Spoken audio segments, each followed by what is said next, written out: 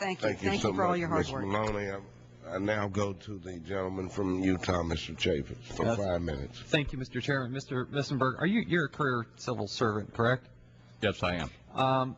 With more than adequate funding, do you believe the Bureau has the talent and capability to oversee a professionally implemented and successful 2010 census? I do. I'd like your opinion as the Census Bureau professional on an important matter. You're currently operating without a presidentially appointed Senate-confirmed director, correct? That's true. Do you believe the Bureau has the talent and expertise to continue planning for and implementing a successful 2010 census without a presidentially appointed Senate-confirmed director? Well, I'm doing two jobs at this point, and I guess what I see my job is right now is to continue to execute the plans to conduct a successful 2010 census. I have no ambitions to be permanent director of the Census Bureau, but my job is to keep that train moving down the track so when we do get a Census Bureau director, we're in a better place than we were, before. But do you believe that the Bureau has the talent and expertise currently in place right now to execute? I believe we have the talent to keep the train moving down the track. I'm not going to take a position whether we should have a director or not have a director. We've always had a director, and I think a director would be useful for us. As you know, the results of the 2010 census are used for apportionment, redistricting at all levels of government, and the allocation of federal funds. All of this is correct, right? That's true. So in your opinion, is it better to conduct a census that is free from political influence, or do you think politicians should be telling you how to do your job? Well, the Census Bureau, in my 36 years, we've always acted, we've made decisions, technical decisions and program decisions on the technical merits of the issues. We have not made decisions based on any kind of political pressure. That's been my experience over 36 years. In the census is based on the Constitution, correct?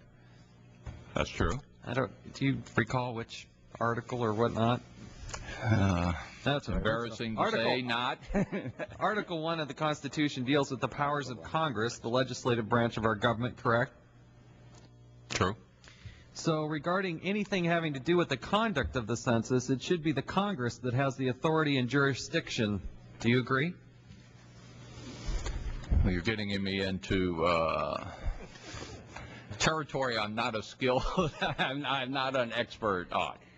It's clear the Congress has a responsibility to oversee our operations. Yes, I would agree with that. How will the Bureau protect the integrity of the census from outright fraud? I'm sorry, outright fraud. What protectors are in place to make sure that that doesn't happen?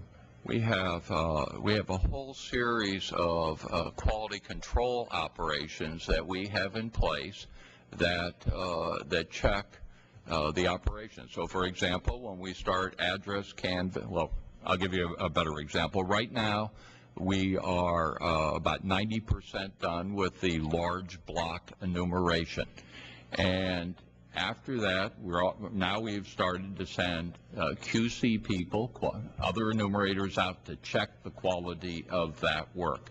And that is the test. Every operation that we do will have a QC operation attached to it. And that is going to be, that will be one check. Another check in terms of housing unit counts and person counts will be our POP estimates program that makes most of those. That's another quality check that we have. So if you have an enumerator who fraudulently fills out data and then submits these facts, do you believe there's a check and a balance in place? I do believe that we have a check in place that will identify that problem. Yeah. What is it to keep somebody who gets the form in the mail and then knowingly fills it out incorrectly? I mean, grossly incorrectly. How do we deal with that? Well, there'll be some additional checks against some administrative record information that we have access to. But that's going to be very, very difficult to catch every one of those if a person added an extra individual in the process. But we will do some re-interviewing there. So if it's systematic on the part of a enumerator, then we would catch it. Thank you, Mr. Chairman. Thank you, Mr. Chapin. Mr. Massenborg, let's go back to the